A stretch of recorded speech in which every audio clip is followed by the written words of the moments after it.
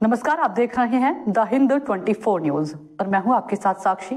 आई नजर डालते हैं आज की बड़ी खबरों की ओर। कालीगंज आईटीसी उम्मीदवार अलीफा अहमद ने वोट डालने के बाद कहा, हम लोगों को बड़ी संख्या में मतदान के लिए प्रेरित करने और वोट प्रतिशत बढ़ाने की कोशिश कर रहे हैं। हमारा नेतृत्व सभी व्यवस्थाएं कर रहा है। सुबह से भारी बारिश हो रही है, लेकिन अब रुक गई है। हमें उम्मीद है कि इसके बाद मतदान प्रतिशत बढ़ेगा। हम राज्य प्रशासन और चुनाव आयोग को शांतिपूर्ण तरीके से मतदान कराने के लिए धन्यवाद देते हैं। हम लोगों से बिना किसी डर के वोट डालने का अनुरोध करते हैं।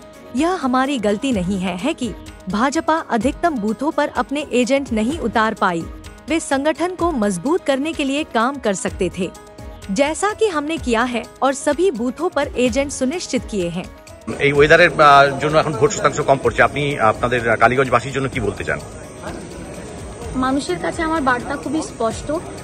গণতন্ত্রে ভোটাধিকার আপনাদের সর্বোচ্চ অধিকার এবং আপনাদের ভোট দেওয়া মানেই আপনাদের কণ্ঠস্বরকে আপনারা ব্যবহার করুন এবং আগামী দিনে একটা সুন্দর উন্নয়নমুখী শক্তিশালী কালীগঞ্জ। আমরা চেষ্টা করছি ভোটের পার্সেন্টেজ যাতে আরো বাড়ানো যায়। সমস্ত রকম অ্যারেঞ্জমেন্ট আমাদের নেতৃত্বরা করছে।